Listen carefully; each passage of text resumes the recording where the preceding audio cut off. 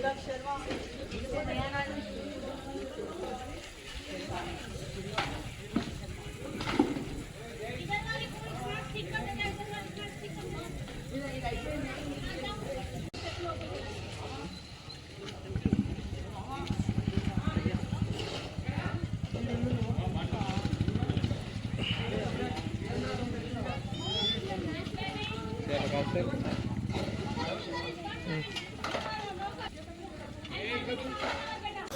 శ్రీరామ్.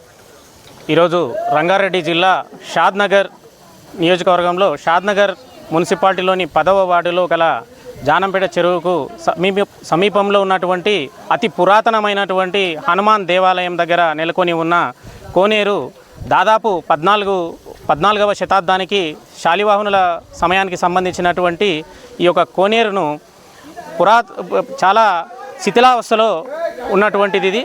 మరి దీనికి షాద్నగర్ పట్టణ బజరంగ్ దళ్ పట్టణ అధ్యక్షుడు వినయ్ గారు, అదేవిధంగా బజరంగ్ దళ్ గిరి గారు కూడా వీరందరూ ప్రత్యేక శ్రద్ధలు వహించి ఇక్కడ ఉన్నటువంటి ఈ సమస్యను వారి యొక్క ఉపేందర్ గారి వీడియోకు పంపించడం, వారి నుంచి సాయం కోరడం జరిగింది.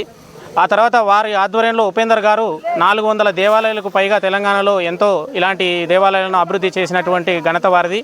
మరి వారు ముందడుగు వచ్చిన సందర్భంలో షాద్నగర్లోని బజరంగ్ దళ్ వారి ఆధ్వర్యంలో, అదేవిధంగా ఇక్కడి స్థానిక యువత అందరూ కూడా నడుం బిగించి ఈ యొక్క శ్రమదానానికి ఈరోజు సమయం కేటాయించి ఎంతో శిథిలావస్థలో ఉన్నటువంటి కోనేరును చాలా పరిశుభ్రంగా ఇక్కడ పేరుకుపోయినటువంటి చెట్లు పొదలు ఇవన్నీ శుభ్రం చేసి మట్టిని కూడా తొలగించి చాలా చక్కగా అందరికీ ఇక్కడ వస్తున్నటువంటి భక్తులకు మరి ప్రతి ఒక్కరికి కూడా వారికి ఇక్కడ కనిపించే విధంగా దాన్ని ఏర్పాటు చేయడం జరిగింది.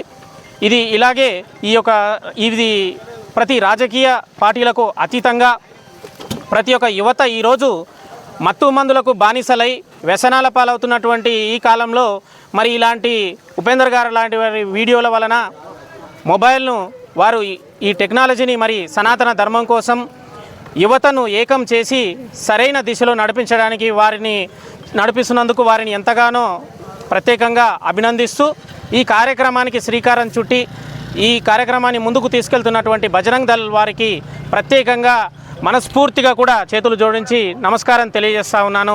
ఇదే విధంగా షాద్నగర్లోని ప్రతి దేవాలయము కాదు, ఈ దేశంలోని ప్రతి దేవాలయాలు మన ఒక పాజిటివ్ ఎనర్జీనిచ్చే ఒక కేంద్రాలుగా పరిగణింపబడుతున్నాయి శాస్త్రాలు. కాబట్టి ప్రతి ఒక్కరు కూడా ప్రతి ప్రాంతంలోని దేవాలయాలను అభివృద్ధి చేయాల్సినటువంటి బాధ్యత మన అందరిపై ఉన్నది. కాబట్టి ప్రతి ఒక్క యువత నడుం బిగించి కార్యక్రమాలు విజయవంతం చేయాలని, రాబోయే రోజుల్లో ఈ యొక్క కోనేరును వెలికి తీసినటువంటి ఈ కోనేరును ఇంకా చక్కగా తీర్చిదిద్ది వాటికి సరిపోయిన హంగులు దిద్ది ప్రజలకు భక్తులకు స్వామివారి సేవలకు అందుబాటులో వచ్చే విధంగా ఈ కోనేరును తీర్చిదిద్దుతామని, రాబోయే దినాల్లో దీని చక్కటి హనుమాన్ దేవాలయంలో పుష్కరిణిగా ఏర్పాటు చేస్తామని మీడియా ముఖంగా షాద్నగర్ ప్రజలకు హిందూ బంధువులందరికీ కూడా తెలియజేస్తా ఉన్నాము.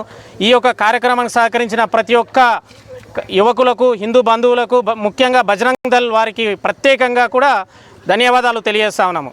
జై శ్రీరామ్, హర హర మహాదేవ. నా పేరు ఉపేంద్రం యుగంధర్ రాజు.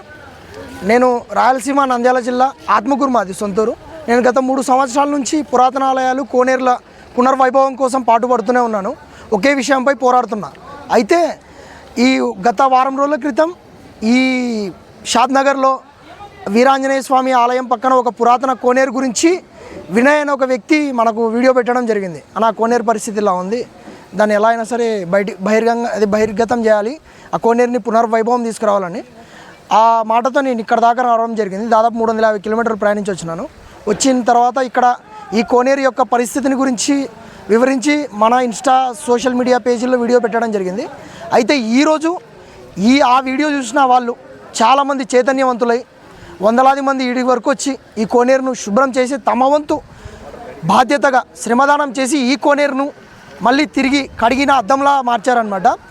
ఈ ప్రాంతం ఈ యొక్క కోనేరు ఈరోజు ఇంత అద్భుతంగా అవ్వడానికి కారణం కేవలం నేను పెట్టిన వీడియోనే కాదు, ఈ ప్రాంత వాసుల యొక్క సహకారం, పూర్తి సహాయ సహకారాలు మరియు నా ఫాలోవర్లు ప్రతి ఒక్కరూ ఇందులో పూర్తిగా బాధ్యత వహించినారు. బజరంగ్ దళ్ వాళ్ళు, బీజేపీ వాళ్ళు ప్రతి ఒక్కరు వచ్చారనమాట. వచ్చి చేయడం అనేది చాలా అద్భుతం. ఇంకోటి ఏంటంటే మన పురాతన ఆలయాలు, మన దేవాలయాలు, మన కోనేరులు మన బాధ్యత. వాటిని రక్షించుకోవడం మన వంతు బాధ్యత. అవి మన ఇంటితో సమానం. కాబట్టి ఇది ప్రతి యువకుడి ప్రతి పౌరుడి బాధ్యతగా మనం భావించాలి.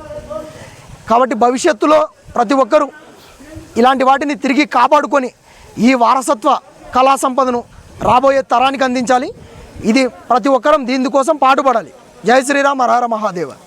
నమస్కారం, నా పేరు ఖుష్బూ శర్మ. నేను శంషాబాద్ నుంచి వచ్చాను. నేను నా కొడుకు 3.5 years త్రిలోక్ శర్మ, ఇద్దరం వచ్చాము.